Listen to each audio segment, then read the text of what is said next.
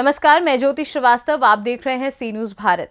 भाजपा प्रत्याशी राकेश गिरी के समर्थन में आयोजित जनसभा में यूपी के डिप्टी सीएम केशव प्रसाद मौर्य टीकमगढ़ के बड़ा गांव पहुंचे, जहां उन्होंने कांग्रेस को आड़े हाथों लिया और कहा कि जनता इस बार कमल खिलाएगी और रही बात कमलनाथ की, वह स्वयं चुनाव हारेंगे।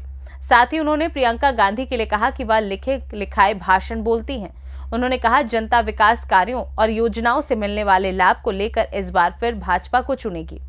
उनके द्वारा पूर्ण विश्वास जताया गया। साथ ही उनके द्वारा अयोध्या में और कुंभ को लेकर शहर और मध्य प्रदेश की जनता को आमंत्रित भी किया गया और कहा गया कि इस बार हम लोग 3 दीपावली मनाएंगे। पहले दीपावली 12 नवंबर को, दूसरी 3 दिसंबर को और तीसरी 22 जनवरी को अयोध्या में दीपावली मनाई जाएगी।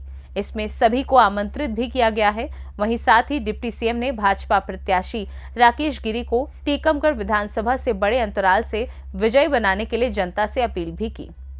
कांग्रेस की यही स्थिति है कि चोरी भी करो और सीधा चोरी भी करो। ये श्री राहुल गांधी जी के मामा श्री राजीव गांधी जी ने कांग्रेस की सरकार में संसद में खड़े होकर के कहा था कि हम योजना बनाते हैं, 100 रुपए की देते हैं, 15 रुपया 85 रुपया खा जाते हैं।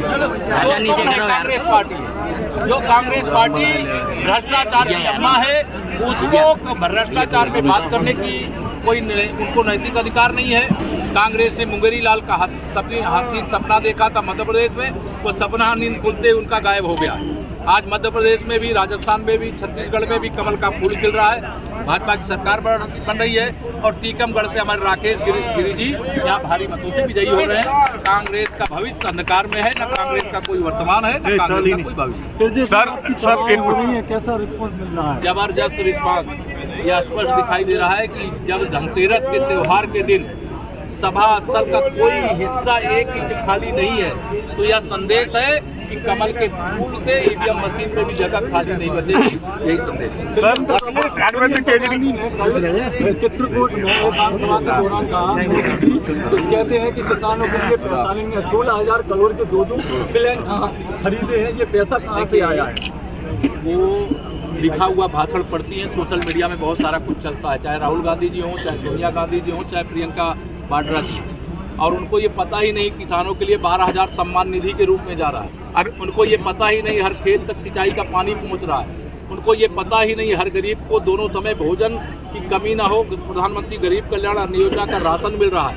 उनको ये पता ही नहीं लाडली बहनें योजना के अंतर्गत 1250 रुपये धनतेरस की शुभकामना के रूप में बहनों के खाते में मध्य प्रदेश में पहुँच गया है। वो लिखा भाषण पढ़ते हैं, उन्होंने चांदी के चम्मच लेकर के पैदा हुए हैं, उनको जमीनी हकीकत का ABCD नहीं मालूम है। और कांग्रेस वैसे भी तो भारत बनने जा रहा है। मध्य प्रदेश में पता नहीं कैसे इतने बचे थे, इस बार उनको जनता उखाड़ फेंकने को तैयार है।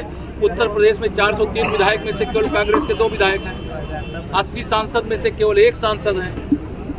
2023 हो चाहे 2024 हो, भारतीय जनता पार्टी की आंधी चल रही है और माननीय नरेंद्र मोदी जी के नाम की सुनामी चल रही है। 2024 में इंडिया गठबंधन जो हुआ है उसको लेकर क्या कहेंगे? इतना ही कहूँगा कि गठबंधन बनने से पहले टूट गया है। मैं एक ही बात कहता हूँ, 24 घंटे 24 कैरेट 24 की तैयारी है।